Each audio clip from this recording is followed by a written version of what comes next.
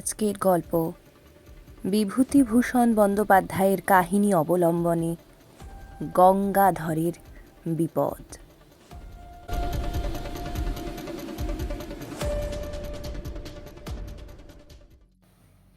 অনেক দিন আগেকার কথা।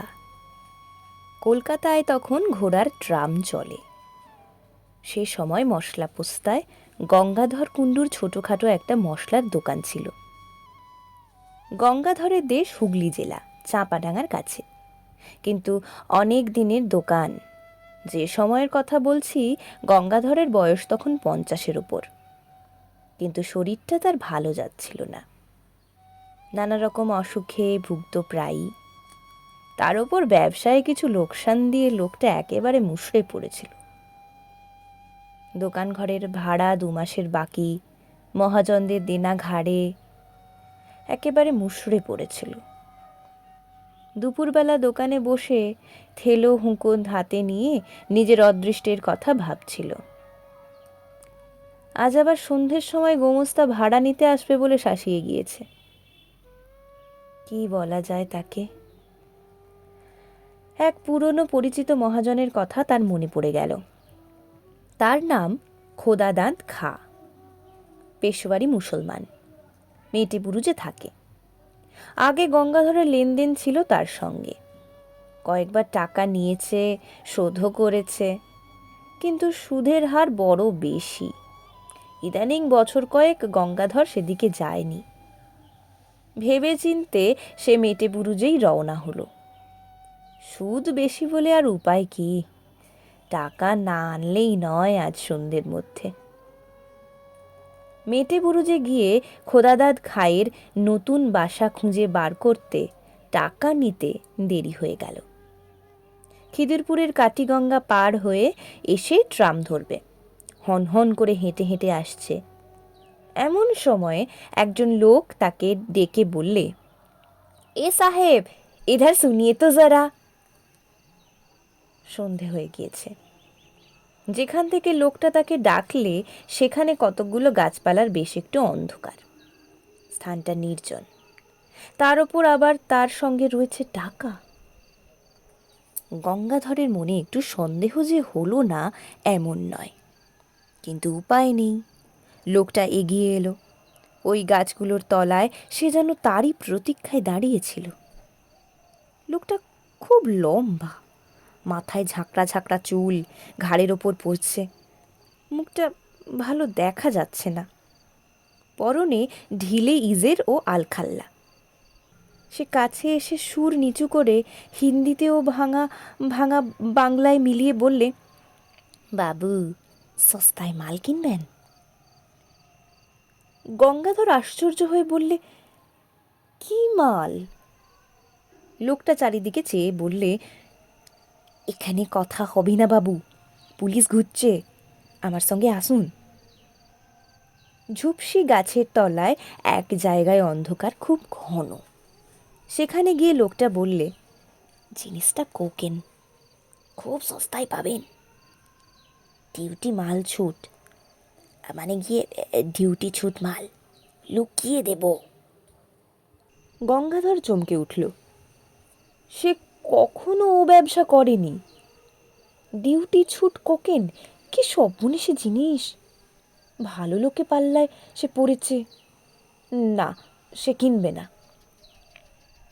লোকটা সম্ভবত পাঞ্জাবি মুসলমান, বাংলা বলতে পারে, তবে বেশ একটু বাঁকা। অনুনয়ের সুরে বললে, বাবু, আপনি নিন, আপনার ভালো হবে, সিকি করিতে দেব। আমার মুশকিল হয়েছে, আমি মাল বিক্রির লোক খুঁজে পাচ্ছি নে। ঘুরে ঘুরে বেড়াচ্ছি কত জায়গায়, আবার সব জায়গায় তো যেতে পারিনি, পুলিশের ভয় তো আছে। কেউ কথা কইছে না আমার সঙ্গে, সেই হয়েছে আরও মুশকিল। হঠাৎ শহরে এত পুলিশের ভয় হলো যে কেন বাবু তা বুঝিনে। আগে যারা এ ব্যবসা করতো তাদের কাছে যাচ্ছি, তারা আমার দিকে চেয়েও দেখছে না। আপনি গররাজি হবেন না বাবু, মাল দেখুন, পরে দাম দস্তর হবে। লোকটির গলার সুরে একটা কি শক্তি ছিল। গঙ্গাধরের মন খানিকটা ভিজল। কোকেনের ব্যবসাতে মানুষ রাতারাতি বড়লোক হয়েছে বটে, বিনা সাহসে বিপদ এড়িয়ে চলে বেড়ালে কি লক্ষ্মী লাভ হয়? দেখাই যাক না। হঠাৎ গঙ্গাধর দেখলে লোকটা সেখানে নেই। এই তো দাঁড়িয়েছিল, কোথায় গেল আবার? পাছে কেউ শোনে এই ভয়ে বেশি জোরে ডাকতেও পারছে না। চাপা গলায় বাঙালি হিন্দিতে ডাকলে, কোথায় গিয়া ও খাঁ সাহেব। এদিকে ওদিকে চাওয়ার পর সামনেই চাইতেই দীর্ঘাকৃতি আলখাল্লাধারী খাঁ সাহেবকে দাঁড়িয়ে থাকতে দেখা গেল। গঙ্গাধর বললে, জলদি চলো, অনেক দূর জানে হোগা। কি একটা যেন ঢাকবার জন্যে লোকটা প্রাণপণে চেষ্টা করছে। আমার সঙ্গে এসো, মাল দেখাবো। দুজনে কাটিগঙ্গার ধারে ধারে অনেক দূর গেল। যে সময়ের কথা বলছি তখন ওদিকে অত লোকজন ছিল না। মাঝে মাঝে জোয়ার নেমে যাওয়াতে বড় বড় নৌকা কাদার ওপর পড়ে আছে, আর দু একটা করাতের কারখানা, তাও দূরে দূরে। জলের ধারে নোনা চাঁদকাটার বন। পেছনে অনেক দূরে খিদিরপুর বাজারের আলো দেখা যাচ্ছে। পথে যেতে যেতে খাঁ সাহেব একটা বড় অদ্ভুত প্রশ্ন করলে। গঙ্গাধরের দিকে চেয়ে বললে, আমায় দেখতে পাচ্ছ তো? কেন পাবো না? এমন বয়স এখনো হয়নি যে এই সন্ধেবেলাতেই চোখে ঠাউর হবে না। একবার গঙ্গাধর জিজ্ঞেস করলে, তোমার ডেরা কোথায় খাঁ সাহেব? লোকটা চকিতে পিছনে ফিরে সন্দিগ্ধ দৃষ্টিতে চেয়ে বলল, কেন, সে তোমার কি দরকার? পুলিশে ধরিয়ে দেবে ভেবে যদি থাকো তবে ভালো হবে না যেন। মাল দেব, তুমি টাকা নেবে, মাল নিয়ে চলে যাবে। আমার বাসার খোঁজ তোমার কি দরকার? লোকটার চোখে চাউনি অদ্ভুত। গঙ্গাধর অস্বস্তি বোধ করল। খুব ভালো দেখা যায় না, কিন্তু ওর দুই চোখে যেন ইস্পাতের ছুরি ঝলসে উঠল। না, তার সঙ্গে টাকা রয়েছে। এ অবস্থায় একজন সম্পূর্ণ অপরিচিত অজ্ঞাত কুলসী লোকের সঙ্গে একা এই সন্ধেবেলাতে সে এত দূর এসে পড়েছে।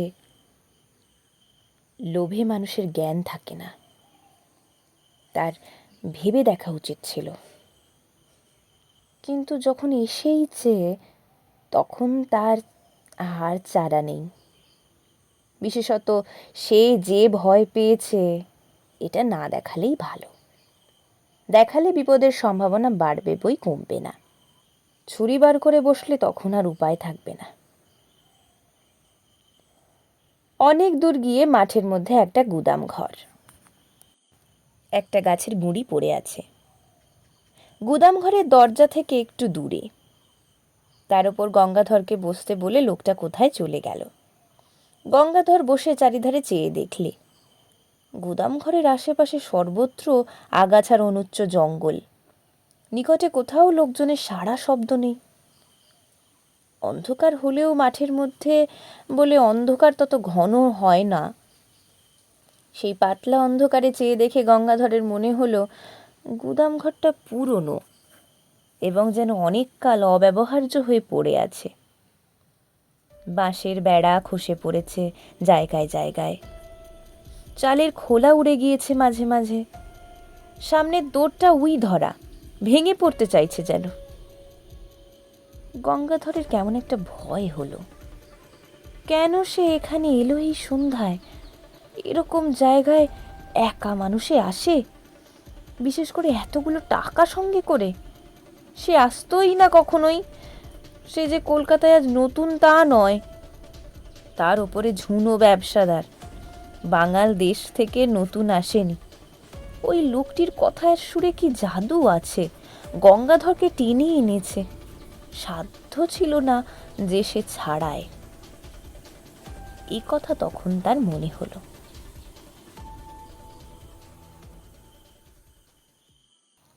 হঠাৎ অন্ধকারের মধ্যে খাঁ সাহেবের মূর্তি দেখা গেল। লোকটার যাওয়া আসা এমন নিস্তব্ধ ও এমন অদ্ভুত ধরনের যেন মনে হয় অন্ধকারে ওর চেহারা মিলিয়ে গিয়েছিল, আবার ফুটে বেরোলো। কোথায় যে চলে গিয়েছিল এমন যেন মনে হয় না, পাকার ঝুনো খেলোয়াড় আর কি। খাঁ সাহেব দৌড় খুলে গুদাম ঘরে ঢুকলে। গঙ্গাধরকেও যখন পেছনে আসতে বললে, তখন ভয়ে গঙ্গাধরের হাত পা ঝিমঝিম করছে, বুক টিপ টিপ করছে।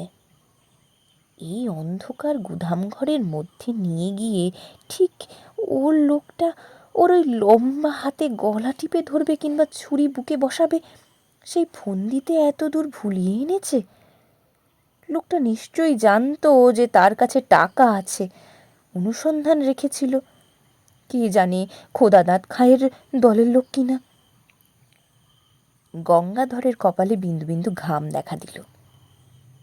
একবার সে ভাবলে দৌড়ে পালাবে, কিন্তু সে বুড়ো মানুষ, এই জোয়ান পাঞ্জাবি মুসলমানের সঙ্গে দৌড়ের পাল্লায় তার পক্ষে পেরে ওঠা অসম্ভব। কলের পুতুলের মতো গঙ্গাধর গুদাম ঘরের মধ্যে ঢুকল। আশ্চর্য, গুদামের ওদিকের দেওয়ালটা যে একেবারে ভাঙা, গুদামের সর্বত্র দেখা যাচ্ছে সেই অস্পষ্ট অন্ধকারে।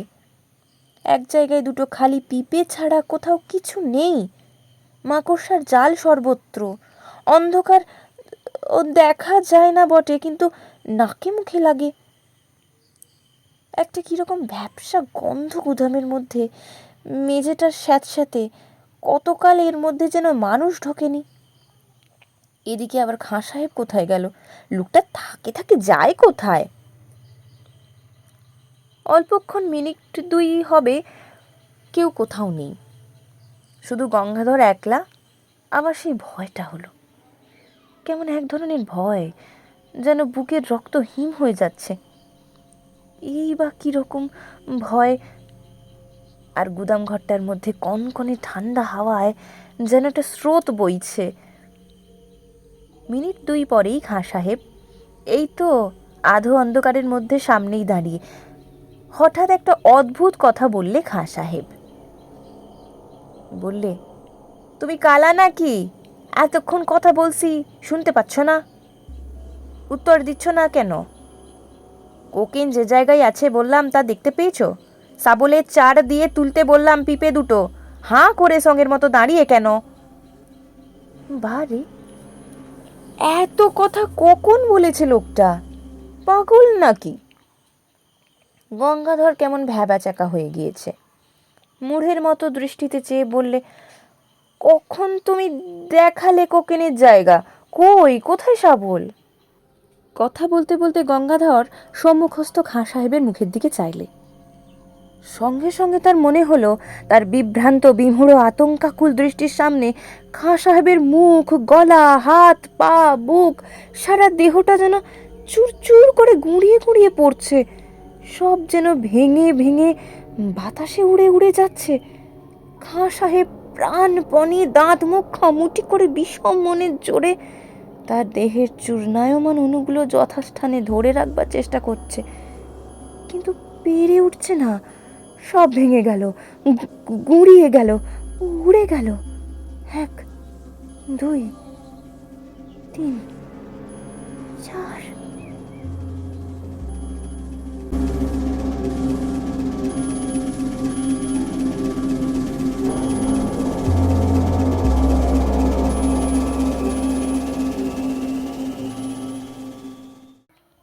আর কোথায় খাঁ সাহেব? চারিপাশের অন্ধকারের মধ্যে সে মিশে গিয়েছে। একটা ঠান্ডা কনকনে বাতাসের ঝাপট এলো কোথা থেকে। সঙ্গে সঙ্গে গঙ্গাধরের আর্তরবের চিৎকার করে গোদাম ঘরের স্যাঁতস্যাঁতে মেঝের ওপর মূর্ছিত হয়ে পড়ে গেল।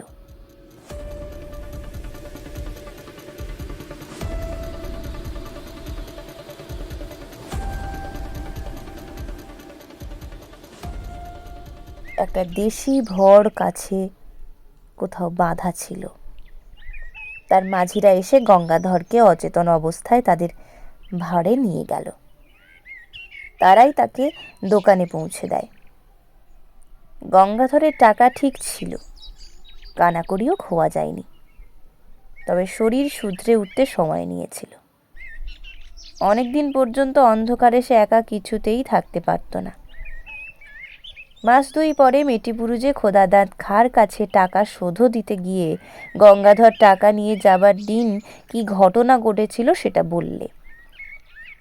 খোদাদাদ খাঁ গল্প শুনে গম্ভীর হয়ে গেল। খানিকক্ষণ চুপ করে থেকে বললে, সাহাজি, ও হলো আমির খাঁ। চোরাই কোকেনের খুব বড় ব্যবসা ছিল। আজ বছর 15 আগেকার কথা। রমজান মাসে বেশ কিছু মাল হাতে পায়। তক্তাঘাটের কাছে একখানা জাহাজ ভিড়েছিল। সেখান থেকে রাতারাতি সরিয়ে ফেলে। জাহাজের লোকের সঙ্গে সর ছিল। কোথায় সে মাল রাখত কেউ জানে না। সেই মাসের মাঝামাঝি সে খুন হয়।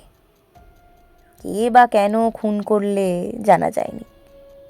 কেউ ধরা পড়েনি। তবে দলের লোকই তাকে খুন করেছিল এটা বোঝা কঠিন নয়। এই পর্যন্ত আমির খাঁর ঘটনা আমি জানি। আমার মনে হয় আমির খাঁই সেই থেকে ঘুরে বেড়াচ্ছে তার মাল বিক্রি করবার জন্যে। ওই পুরনো কোকেনের বাক্স হয়েছে দোজখের বোঝা। তা বাবু, সেই গুদামঘরটা কোথায় তুমি দেখাতে পারবে? গঙ্গাধর অন্ধকারে কোথা গিয়েছিল সেখানে তা মনে নেই। মনে থাকলেও সে যেত না। পথে আস্তে আস্তে গঙ্গাধরের মনে পড়ল পুরনো ভাঙা গুদামঘরটার অস্পষ্ট অন্ধকারের মধ্যে আমির খাঁয়ের মুখের সেই হতাশ ও অমানুষিক চেষ্টা করেও হেরে যাবার দৃষ্টিটা। হতভাগ্য, এতদিনেও কি বোঝেনি সে মারা গিয়েছে? কে উত্তর দেবে? ভগবান তার আত্মাকে শান্তি দিন।